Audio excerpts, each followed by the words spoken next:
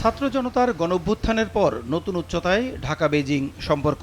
অন্তর্বর্তী সরকারকে সমর্থন দেওয়ার পাশাপাশি অর্থনৈতিক সহযোগিতা জোরদারের প্রতিশ্রুতি দিয়েছে চীন। এরই ধারাবাহিকতায় 4 দিনের চীন সফর করলেন প্রধান উপদেষ্টা। তার এই সফরে দ্বিপক্ষীয় চাওয়া পাওয়া তো বটেই, আলোচনায় রাজনৈতিক সম্পর্ক ও ভূরাজনীতিও।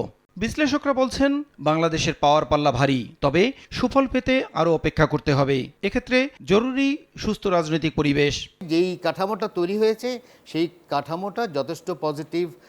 বাংলাদেশ চীনের সম্পর্ক সামনে নিয়ে যাওয়া, চীন দেখতে চাচ্ছে ইনভেস্টমেন্টের পরিবেশ তৈরি হয়েছে কিনা। তার মানে বোঝাই যাচ্ছে যে এর সাথে গণতন্ত্র, কাঠামো, নির্বাচন জড়িত। সম্পর্কের ধারাবাহিক একটা মাইলস্টোন হিসাবেই দেখি, এবং এখানে যে সিদ্ধান্তগুলো এসছে আমার ধারণা সেটা ভবিষ্যৎ সরকারের জন্য এক ধরনের একটা ধাপ হিসাবে কাজ করবে। প্রতিশ্রুতিকে যদি আমরা বাস্তবায়নের দিকে নিয়ে যেতে চাই, আর সেটা চীন বলেন, ভারত বলেন, মার্কিন যুক্তরাষ্ট্র বলেন, ইউরোপিয়ান ইউনিয়ন বলেন, যেখান থেকে আমরা বিনিয়োগ চাই, বিনিয়োগ পরিবেশটা কিন্তু উন্নত করতে হবে।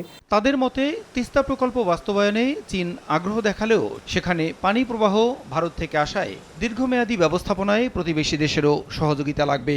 আর রোহিঙ্গা প্রত্যাবর্ষণে মিয়ানমার চীনের সম্পর্ককে কাজে লাগাতে পারে বাংলাদেশ। চীনের সহায়তায় তিস্তা প্রকল্প হতে পারে। যেহেতু একাধিক এমওইউ সই হয়েছে, যেই সরকারই আসুক না কেন তারা এই ধাপটা ব্যবহার করে এগিয়ে নিয়ে যাবে। আমেরিকা তো বড় আকারে রোহিঙ্গাদের সাপোর্ট করতো, ওই সাপোর্টটা এখন কে দিবে? তো যার জন্য একটা ক্রাইসিসের মধ্যে কিন্তু বাংলাদেশ পড়তে যাচ্ছে। যেহেতু মিয়ানমারের সাথে তাদের একটা ভালো সম্পর্ক আছে, তো এই সম্পর্কটা কাজে লাগানো। যৌথ ঘোষণাতে যে কথাটা বলা আছে সেখানেও কিন্তু মিয়ানমার সরকারের সাথে ফ্রেন্ডলি কনসালটেশনের মধ্যে দিয়ে এই সমস্যার সমাধানের জন্য চেষ্টা করার কথা বলা হয়েছে। চেষ্টা চালিয়ে যেতে হবে। তিস্তা আলোচনা হলেও এই বিষয়টা নিয়ে আরও গভীরভাবে চিন্তা আমাদের করতে হবে। তার কারণ হলো যে পানি প্রবাহ তো এর সাথে জড়িত, সেই প্রবাহের ক্ষেত্রে তো আবার ভারতেরও সংশ্লিষ্টতা আছে। কারো প্রতি নির্ভরতা বা টানাপোড়েন নয়, সবার সঙ্গে দ্বিপাক্ষিক সম্পর্কে নতুন করে গতি আনতেই কূটনৈতিক তৎপরতা চালিয়ে যাওয়ার পরামর্শ এই দুই বিশ্লেষকের। যেই পররাষ্ট্রনীতি করুক না কেন ওটা বাংলাদেশ জনগণ কেন্দ্রিক হতে হবে। তো যার জন্য ওই জিনিসটা ঠিক না যে উনি চীনে গেলেন বলেই ভারত একেবারে হয়ে যাবে।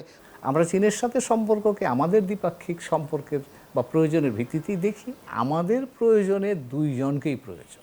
বন্ধু রাষ্ট্রগুলোকে রাজনৈতিক বার্তা দেওয়াও প্রধান উপদেষ্টার চীন সফরের অন্যতম লক্ষ্য বলেও মনে করেন বিশ্লেষকরা। প্রসূন আশিস, সময় সংবাদ, ঢাকা।